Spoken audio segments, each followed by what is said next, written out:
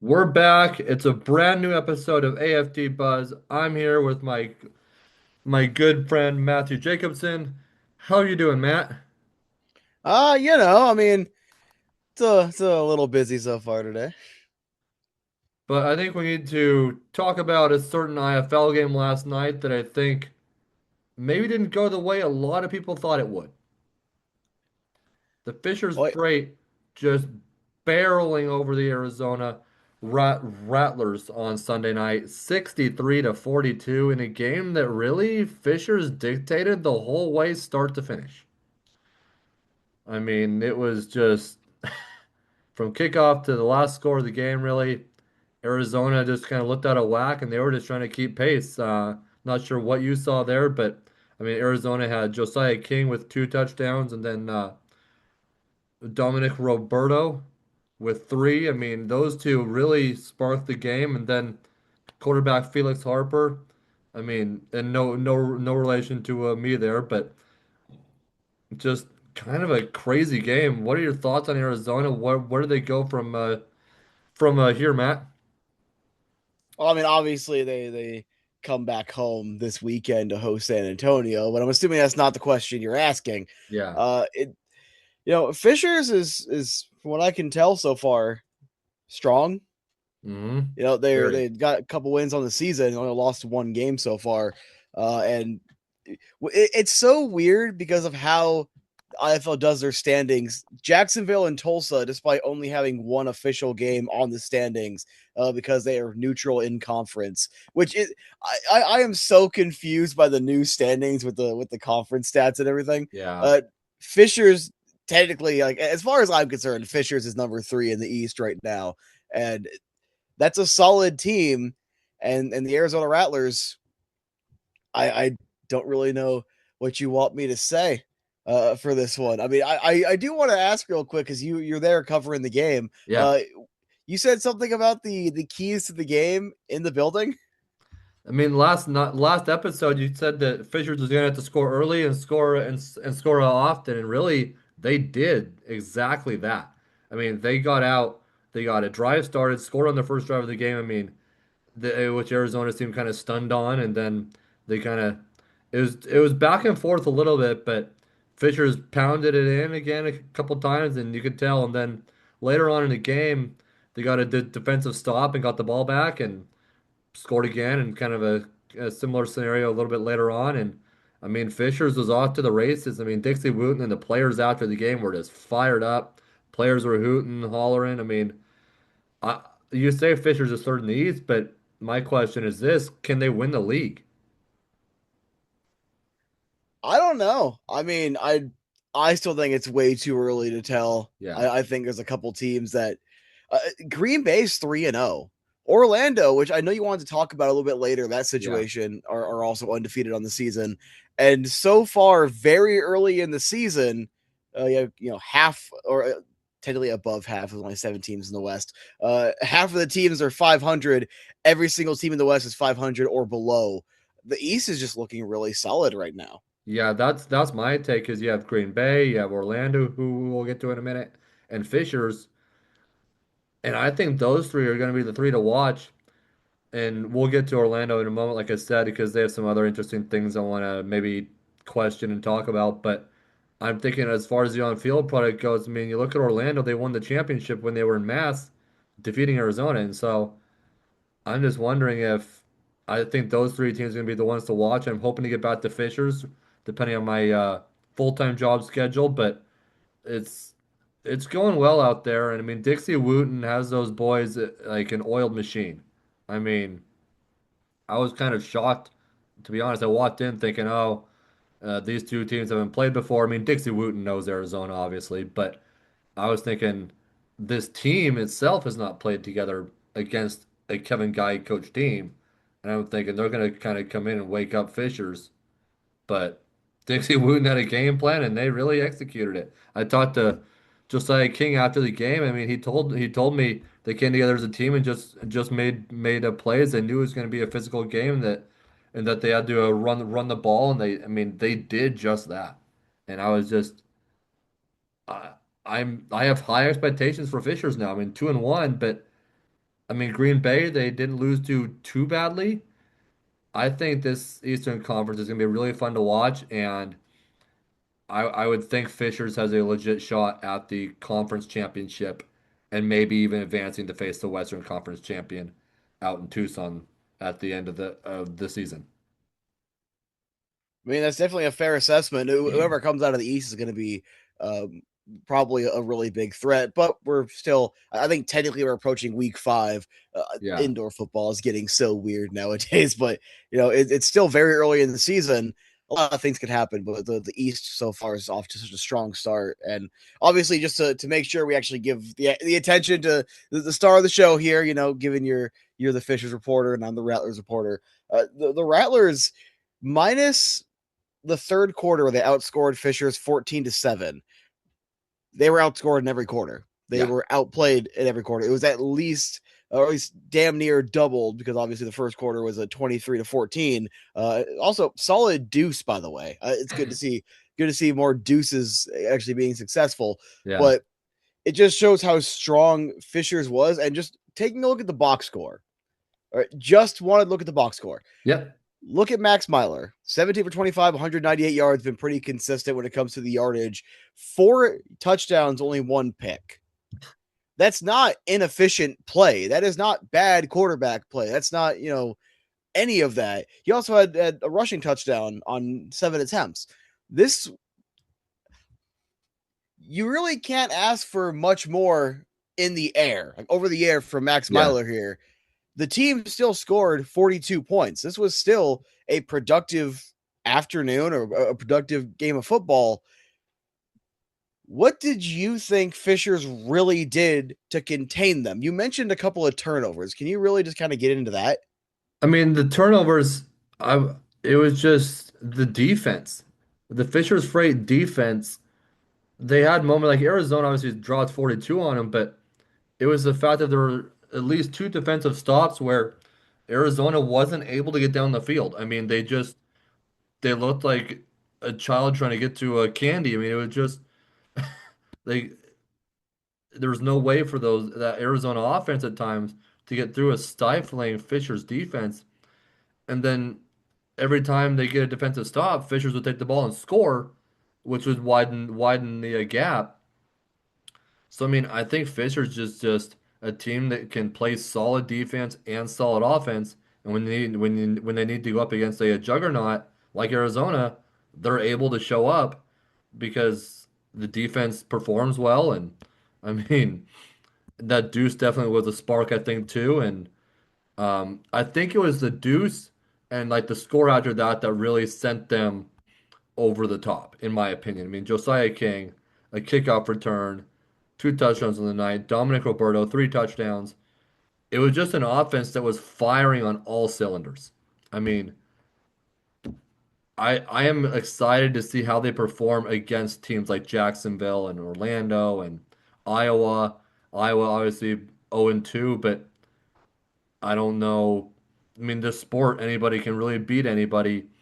Iowa's been in the cellar a while, but we'll see what happens there. I mean, out west, you have San Diego and Vegas. Vegas knocked off Green Bay for the championship last season. I mean, and now Green Bay is the best team in the league at 3-0, with Orlando right behind them at 2-0. Now, the thing with Orlando is how stable is that franchise? On the field, they look great, but and I would think they're going to last the season. But if and one may say, oh, it was Easter yesterday, and the league didn't have to play then. But Fisher's had probably 40% full for Easter with the Final Four in Indy and free concerts in Indy last night, the Division Two, Division Three, and NIT championship over in Indy, and the Freight still filled 40% of the darn building. So my question to you, Matt, is does the league stay how it is, or is there cause for concern down in Florida? I I really don't know, because you obviously they were not expanding very well, in like the Northeast area. Like Hmm. Massachusetts was kind of off by themselves. Yeah. So bringing them down to Florida, Orlando does have. We mentioned it last week. Orlando's fan base probably a little burnt out right now. Yeah. Probably I Wouldn't blame them at all, given the events of the last couple of years with the Predators reboot in the AFL. I would, not surprised. Jacksonville's been very successful out there Yeah, in Florida. 100%. Makes sense to try to get a rivalry going. The IFL has had a bit of a history, putting teams in Tucson and Northern Arizona, trying to get these different states that football works in. Multiple teams even did it in Texas. Trying to get multiple teams to really generate some rivalries, as well as just it is cheaper flight and travel costs, which, considering how the margins are for indoor football, not a bad thing whatsoever. That's just financially responsible. So it's like it wasn't a terrible idea or anything, and especially since the IFL has been predominantly a Southern league. Whether you're looking at the East or West, it's very much most of the teams are in the South. It wasn't the worst idea in concept, but I think that context there with the Orlando fan base right now and how they're really going to have to win them over, Yeah. and even undefeated right now, and obviously it's the second game of the season where the home opener takes place. It's it's a situation to watch, and I don't know where it goes except for talk to me halfway through the season. Because if they can keep up positive play and the building still isn't filling up, we have a lot of causes for concern. Exactly. And I mean, it works in so many other smaller markets. It almost makes me wonder. I think it is maybe a little bit burnout there, but maybe do they need to be in a smaller suburb of Orlando? I don't know if there's any smaller venues because I mean, look at the NAL and they're kind of in smaller markets, but I mean, Arizona has a pretty good crowd out there, and it's just going to be something interesting to watch. And the AF1 kind of in those smaller markets. I mean, Albany, New York's probably their biggest market. They lost Nashville, didn't lose them, but they moved up about 45 minutes up I-24 to Clarksville, Tennessee. And I mean, Everett, Washington is kind of a Seattle suburb, and their crowd hasn't been great, and their product on the field hasn't been great. It's in the AF1 for our fans there. They kick off Saturday, April 11th with one game, Minnesota Monsters, Albany Firebirds. I think Albany's going to take it, but we'll see how that goes with that new former the Arena League team in Minnesota. And then the National Arena League right now, that is very interesting to look at. I mean, Pueblo 4-1, Sioux City is 2-1, Salina and Southwest Kansas both 3-0. The Omaha Beef are 0-4, a team that usually wins championships. So that's going to be an interesting thing to keep your eye on. But yeah, the IFL, I think is, I think it's the Eastern Conference that's stronger. I mean, Green Bay 3-0, Orlando 2-0, Jacksonville and Tulsa both 1-0, Fishers 2-1, and then you have a couple of kind of mid or not so great teams.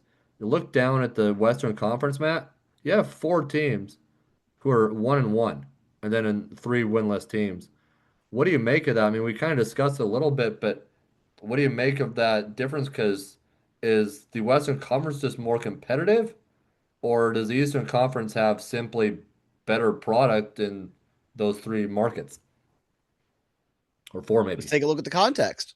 So we'll start off with Vegas. Their first game was against Green Bay, or they only lost by 2 points. It was a very close game. Yeah, That shows some strength out of Vegas as a team because Green Bay has been really good. I mean, Green Bay also ended up beating Fishers, so Fishers would be undefeated had they not played Green Bay. But again, I'm trying to just establish strength right now right. of the schedule. You hit San Diego, who beat the winless Wranglers, but then lost pretty handily to the Rattlers. And they were a really good team last year. So far this year, fine, I suppose. I mean, I didn't see them as a bad team out there, but fine. You have Vegas, who then beat Tucson, and I'm trying to find Tucson's win on the season because I could have swore it was also against Naz, but I don't want to spread misinformation. They beat New Mexico. New Mexico is not good. It's just not good. Going back to Green Bay, again for the East, for strength of schedule, they only beat one team that right now could be considered bad, and that's Iowa on the fourth. That's like the Yeah, only team that you get easy win or whatever. You and you look back at the West, and so far, like it's just been middling results with a couple of teams, like I would say the Rattlers and the Nighthawks as of right now. A few games, couple games into the season, that are looking like they're going to be the stronger teams. However, an injury changes things. A Yeah. one win changes things. So I don't want to jump too much on the bandwagon here, but I definitely think Vegas and Arizona are the stronger teams, with Okay. Tucson being interesting and San Diego being a complete mystery to me. But then you look at the East, and you know the only wins so far of these top two, Green Bay and Orlando, that were against like bad teams, were Green Bay's win over Iowa and Orlando's win over Quad City, which was a relatively close win. Quad City's 1-2, so it's not like that's an awful team. It's just kind of lower mediocre. So I think right now the West, unless something changes, might be just so much weaker than the East. I need a few more weeks, but Yeah. the trends at the very start right now are not exactly in favor of the West currently. Yeah, I mean, you also look at Frischers, they beat Quad City 45-27, and then they only lose by 9 to at Green Bay. So then they come and stomp all over Arizona, which, like I said, I did not see that coming. But and then I think we can both agree that Fishers probably improves to 3-1 on the season next Saturday as they host Iowa. And then after that, I'm seeing them go to Tulsa. That's going to be an interesting game that I'm going to want to watch because I know Billy Back, a coach over at Tulsa, and he's going to have those boys wanting to play pretty well. And I think Tulsa is going to be up there in the playoff mix. And then probably so that game could go either way. We'll see what Tulsa does. But then they play Iowa again. It's probably another win. The game of the year I have circled on my calendar for Fishers is May 2nd. I don't know if I'm going to be there yet. I'm really hoping to. But Green Bay comes to town, so it's in Fisher's building, hosting the best team in the league before going down for another hard test with the Orlando Pirates. I think those slate of games for, and maybe even after that with Jacksonville, but I think those couple of games, Green Bay and Orlando, will really define the season for Fishers and show what kind of team they are. But then they do go out to your direction, June 14, Matt, play at Arizona. Um, I'm intrigued to see how Arizona responds in that one after, frankly, the butt kicking Fishers just gave them. I don't really know if I should pull exact like direct quotes, but I would imagine Kevin Guy would be saying something along the lines of, you know, we gonna have to whoop him, so, something like that. We got punched him out, we got to punch him back, so something along those lines. But Yeah, I mean, you have to respond like that. It's when you get, I don't want to say embarrassed because it wasn't like Arizona did nothing in the game, but when you get beaten definitively by a good team, if you want to be a good team, you have to bounce back if you get a second opportunity. So I'd imagine that would have a little more, let's say, stakes to it at this yeah. point. And real quick, let's start trying to do this. Be more consistent since we mostly talk about IFL. Let's talk about a quick preview of what the matchups coming up this upcoming weekend. So on Saturday, there are 5 different games. You got Naz at New Mexico, a couple of winless teams in the West, and well, one of them's going to have to. There's no Yeah. ties that I'm aware of in indoor football, so someone's going to have to win that one. And I really hope it's Naz, but at the same time, it would be funny if New Mexico got their first win against Northern Arizona. Yeah, Iowa on Fishers. I mean, Northern What Arizona, they won the title a couple years ago. What have you seen out there that's changed that they've just not been the same since? What happened that they're kind of cellar dwellers now? I actually couldn't tell you because after my first year or so covering IFL, they were actually my first credential. They just last year stopped credentialing me, so I have no access to anyone in there anymore. And everything I could tell from like the players they get and how they have so much turnover or turnaround is it just seems like it's either got to be an ownership issue. Um, Considering a couple of the Facebook posts I saw throughout the offseason, could be an ownership issue, or it could just be an unappealing market players don't like staying in and they want to go elsewhere, which also could come down to ownership because as someone who covered the Arizona Coyotes, ownership makes a massive difference. So Yeah. it'd be very interesting to see what goes on with the Wranglers, but at this point, I really can't offer you any more insight on them. And then I think I just kind of wish we'd have more interleague play even or any interleague play too because I look over at the National Arena League, which I think some people look at as a laughing stock, but I think it's kind of the old CIF, honestly. But I mean, you look at Omaha 0-4, but Salina and Southwest Kansas have kind of been dominant forces the past few seasons, both 3-0. And then Pueblo, an expansion team, joins the league, and they start out 4-1. So it makes me wonder if they were to match up with an IFL team, how would they do? And you flip over to Arena Football One.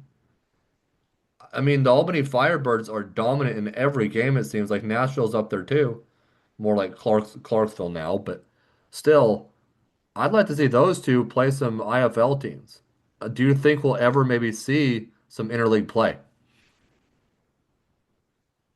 I'm going to say no, but I need to be very careful about how I say the next thing. Hmm. Because I might be a little too close to a lot of situations, but I'll just use a three-letter word, ego. It's never Hmm. gonna happen. Yeah. And if it was gonna happen, we wouldn't need four different leagues. It would all just be one arena football league like it was back in the day. So like I don't really know. I don't really know what else to tell you. There's enough teams that are like, if you just take AF1, NAL, and IFL, pretend every other team outside of that ecosystem is a joke, which I know they aren't. I know there's some really good organizations like the Columbus Lions and whatnot. But like, if you were to just take the big three leagues and Yeah. throw away, their current league structure, and it's like now it's just one arena football league, you'd have a very solid league. Yeah. And I think someone like Columbus, like the Lions, could come into that and do well too. They've shown that they can compete at that level in the National Arena League. But I think the other thing besides ego, which is on full display, I mean, a coach last night kind of said that there was the Rattlers effect, which didn't seem to show up, and also basically said his players were going to need to see if they were actually going to be there at the half. I mean, it was pretty clear that didn't like the way they were playing and all that, but I think it's also financials because I think Arena Football One is maybe a little less expensive than the IFL and the NAL much less expensive. And I think for me, I see a small market in Columbus, Georgia. And I think the Lions, if they could, they'd be in the IFL or the NAL or the Arena Football One. But I see the small market and the ownership. I know things fluctuate down there too. I think it's an ownership thing with the money because I think they'd rather be in the NAL than I think what are they in the American Arena League again? And so I think that also comes into it. So I think between ego and financials, we're going to be stuck with these kind of three main power leagues. But I mean, one can wish that we could have all those leagues mashed into one. But I mean, as far as things go, it'll be interesting to see what happens down the road. I mean, teams are switching leagues all the time, seemingly between Arena Football One and the NAL. But we'll see what happens. I think the IFL is the one to really be reckoned with these teams right now, and I think we also need to talk about Iowa a little. They used to be a really solid team. They're 0-2 now, and they've kind of been cellar dwellers for a while. It makes me wonder what can fix them. I got no insight on that, man. I Yeah, just they're kind of like when it comes to non-college, they'd be the crown jewel of Des Moines, but like yeah. it just kind of feel like all. Let's take a glance at their last couple of years.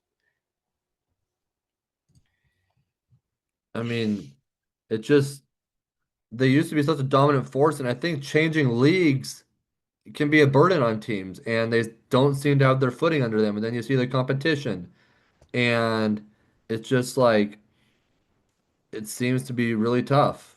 And there's new teams that come in. You have Kevin Guy, a dynasty coach out in Arizona. Dixie Wooten, he's been around. I think he was with Iowa actually at one point. And to be honest, it seems that they've kind of gone downhill since Dixie left.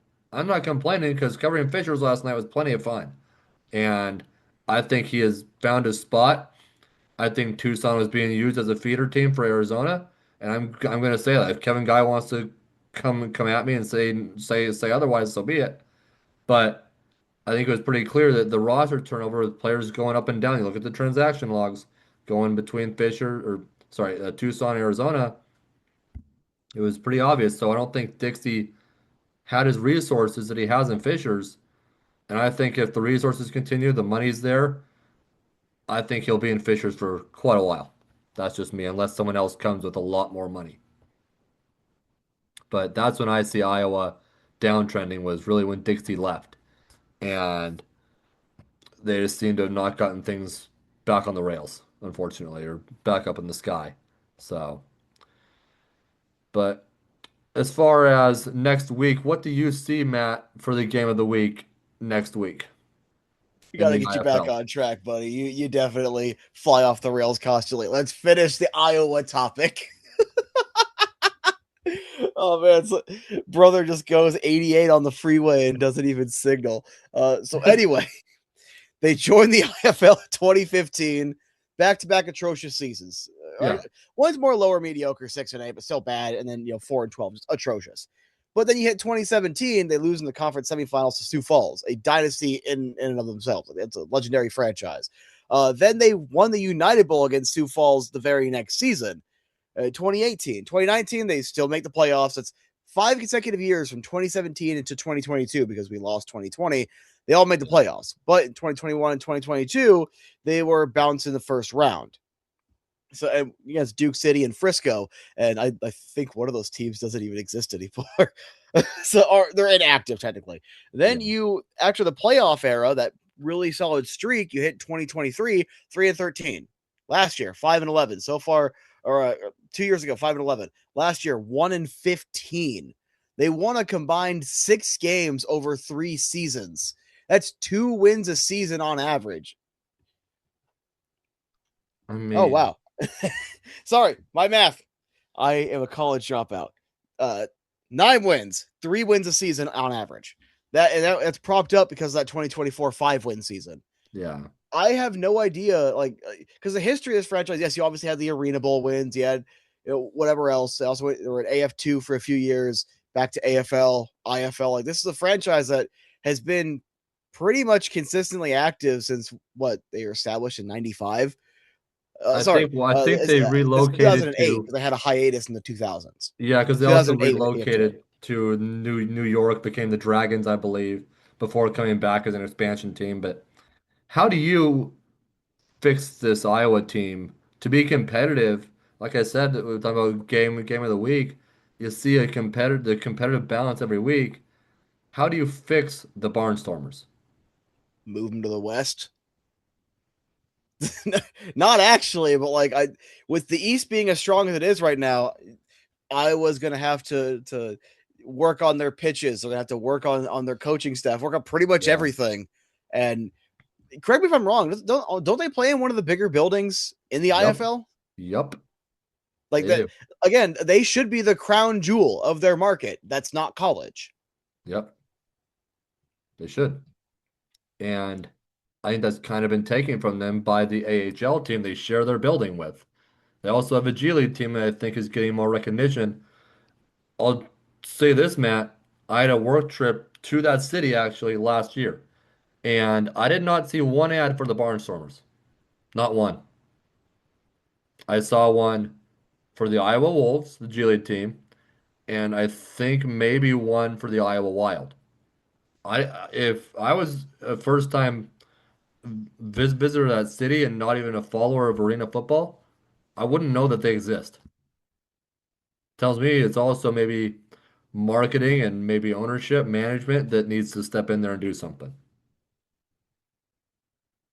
I mean, possible because when you have that many teams playing in one building, and you know Iowa Wild are probably like going to be your biggest team there because obviously Minnesota is massive into hockey, so their farm system should be decent, Yeah. and that's the highest level Iowa has for hockey.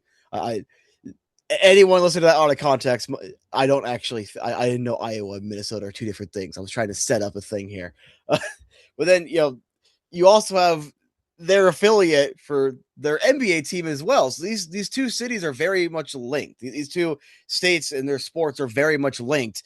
And then you kind of have the Barnstormers off to the side, even though theoretically they kind of have a monopoly on a stretch of the season. They only overlap for what, 2 months? It's Something like that. March and April is the only real overlap. So I wonder if they don't get the focus until after AHL playoff time. Yeah. And but that the focus doesn't really fix the play on the field. I mean, players do feed off of fans, but there's got to be something else that's fixed. You need to bring in different players, make some trades. What needs to happen? I mean, it just I don't know. I mean, you look at next week. I mean, San Diego and Tucson, San Antonio and Arizona. Iowa's going up against Fishers, so they need to figure something out. And I think coaching staff does it too, because I mean, you look at Fishers brings in Dixie Wooten, and look at where they are. A So head coach should make a difference. I'll stand by this, and I've said it forever. And it's one of the main reasons why anyone who tries to talk Coyotes hockey with me, Rick Tocchet was a terrible head coach. A great head coach can lift up a mediocre team. A bad head coach limits the potential of your team. So coaching is immensely important. But anyway, we gotta finish looking at these matchups. We're running low on time here. So obviously, you yep, got Naz, New Mexico, Iowa Fishers, Green Bay, Quad City should be decent because again, Quad City really aren't bad; they're just mediocre. But Green yeah, Bay is a really strong team. San Antonio only having the one game so far against the Rattlers. We still have to see how strong the West is. So yeah, that one's going to be one to keep an eye on. And the Rattlers should come out, I would imagine, very angry because it's someone who's covered the Rattlers multiple, like over the course of since 2019. The Rattlers do not respond very, uh, let's say, unicorns and sunshine to losses. So I would imagine, especially if San Antonio is not great this year, and again, very small sample size, I'm not going to try to make a judgment on them quite yet. It could be a very one sided affair. And you have yep, Tucson and San Diego. That one's really going to show me where the strength of the West is starting because that mhm, one loss shoots up and then back down one of these two teams. yeah, That's just how tight it is. And you got Tulsa, Orlando. I was saying Tulsa could be good. I want to see how they play Orlando at the Kia Center, and then finally Jacksonville and Vegas. Jacksonville. Last I checked, I just want to double check. They only had the one game so far, 1-0. yeah, I want to see. I want to see if Vegas can beat them because Jacksonville also normally a pretty good team. There are so many teams in this league that are normally really good, but because the IFL and I as someone who's covering more college sports, I am starting to appreciate it. I do kind of like the 1 year league where it's, just because you're dominant 1 year does not mean you're going to be able to easily build a dynasty. You have to keep constantly evolving and trying to get better and making sure you're competitive to really keep it that way. Because I mean, look at what happened to Sioux Falls. I know it's not like entirely product driven. It's also, the building, but yeah. they weren't playing very well in the last couple of years.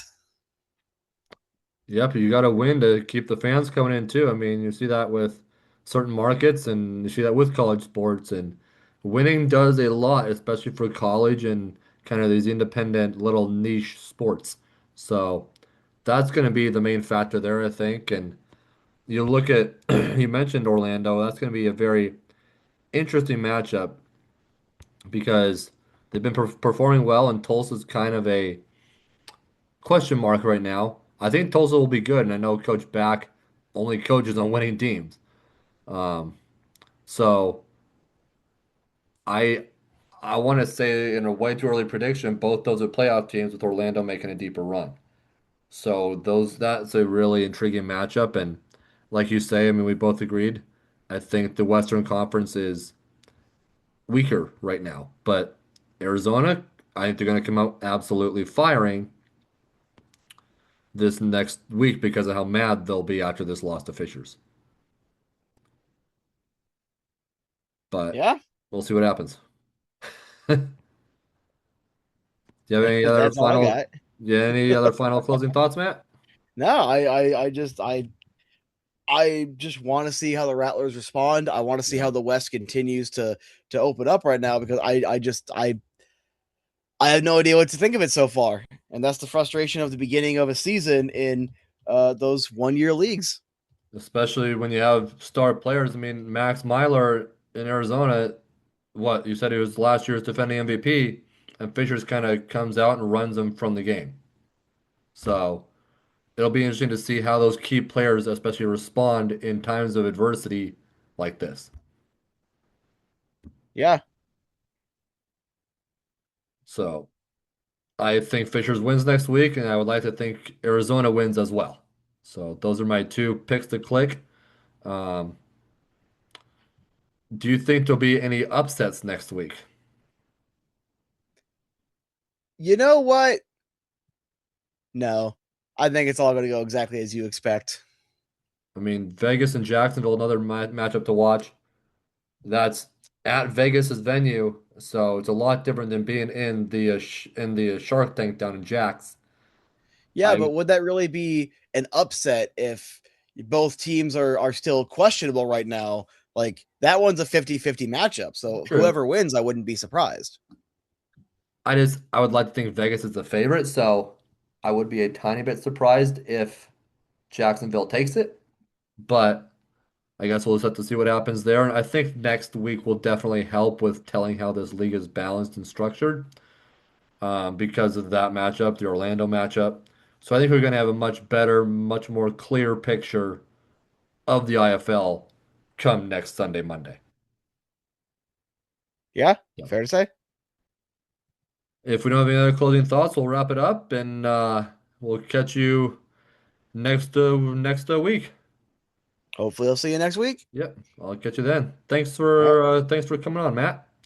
Anytime, buddy.